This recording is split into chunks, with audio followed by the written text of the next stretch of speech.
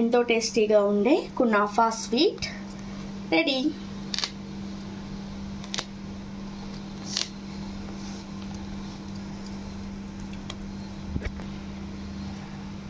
ఎంతో టేస్టీగా ఉండే kunafa sweet ready. Kunafa sweet చేసుకోవడానికి సన్న సేమియాని తీసుకుంటున్నానండి. ఇది మనకి సూపర్ మార్కెట్లోని డిమార్ట్ అలా దొరుకుతుందండి బయట. దీన్ని ఇలా తీసుకున్నాం. ఈ సన్న సేమియాని చిన్న చిన్న ముక్కలుగా చేసేసుకుందాం. చిన్న చిన్న పీసెస్ కింద చేసుకుని పక్కన పెట్టుకుందాం. ఇప్పుడు ఒక మిక్సీ జార్ తీసుకుని దీంట్లో ఒక 10 బాదం పప్పులు, అలాగే ఒక 10 జీడిపప్పుల్ని కూడా కచ్చాపచ్చగా మిక్సీ పట్టుకుందాం. పచ్చగా చేసుకున్న మిక్సీలో కొంచెం పంచదార వేసుకొని ఒక 3 యాలక్కాయలు కూడా వేసుకొని మిక్సీ పట్టుకుందాం. పొడి చేసుకున్న తర్వాత ఒక 2 టేబుల్ స్పూన్లు తీసి పక్కన పెట్టుకుందాం. స్టవ్ పై గిన్నె పెట్టుకుని దాంట్లో కొంచెం 2 టేబుల్ స్పూన్ల నెయ్యి వేసుకొని బాగా కరిగించుకుందాం. మొత్తం కరిగిన తర్వాత ఈ సేమియాలన్నీ వేసుకొని వేయించేసుకుందాం. రోస్ట్ అయిన తర్వాత మనం ముందుగా మిక్సీ పట్టుకున్న ఈ పౌడర్ని మొత్తం వేసుకుందాం. మనం పంచదార పలుకులుగా వేసుకుంటే మనకి సేమియాకి అంతగా కరగడానికి టైం పట్టేస్తుందండి. అందుకని చెప్పేసి మనం ఇలా పౌడర్ చేసుకుని డ్రై ఫ్రూట్స్ అవి వేసుకుంటే ఈ సన్న సేమియాలకి బాగా పడుతుంది. డ్రై ఫ్రూట్ పొడి, పంచదార ఇవంతా మొత్తంగా కలిసిపోయింది కాబట్టి దీన్ని ఒకసారి స్టవ్ ఆఫ్ చేసి పక్కన పెట్టుకుందాం. ఇప్పుడు మనం ఈ ఫ్రై చేసుకున్న సేమియాల్ని ఒక ప్లేట్లోకి తీసుకుందాం.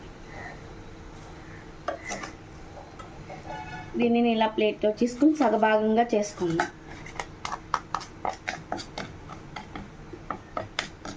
ఇలా చేసుకొని ఇప్పుడు సేమియా మిల్క్ కస్టర్డ్ చేసుకుందామండి.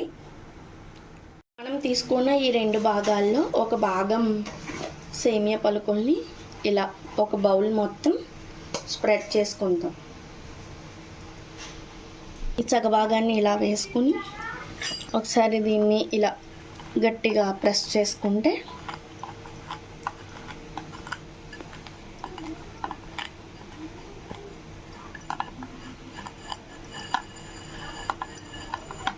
ఇలా ప్రెస్ చేసుకుని పక్కన పెట్టుకుందాం. ఇప్పుడు మిల్క్ కస్టర్డ్ ప్రిపేర్ చేసుకుందాం. బౌల్లోకి 1 టేబుల్ స్పూన్ కార్న్ఫ్లోర్ తీసుకుని పాలు వేసుకుని ఉండలు లేకుండా కలిపేసుకోవాలి.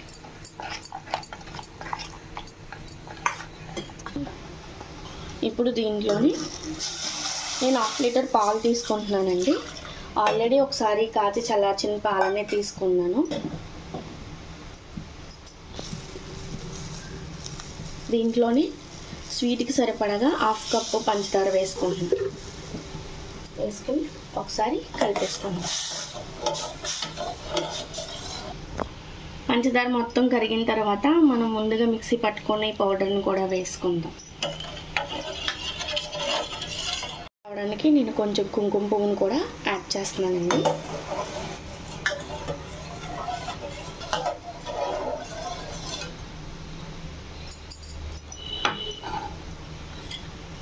ఇప్పుడు మనం ముందుగా కలిపి పెట్టుకున్న ఈ కార్న్ఫ్లోర్ పాలను కూడా వేసేసుకుందాం.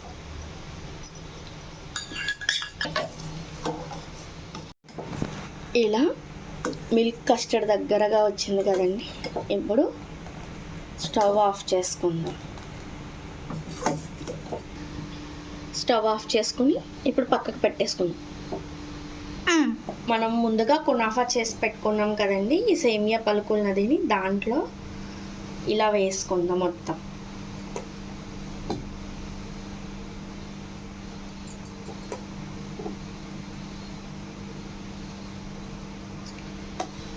ఇలా వేసుకున్న తర్వాత మనం ముందుగా సగం తీసుకుని పెట్టుకున్న ఈ సేమియాలను కూడా జస్ట్ ప్రెస్ చేయకుండా అలా పైన వేసుకుందామండి.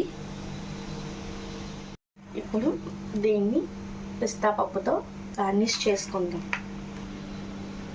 ఇలా పిస్తా పప్పుతో పైన గార్నిష్ చేసుకుంటే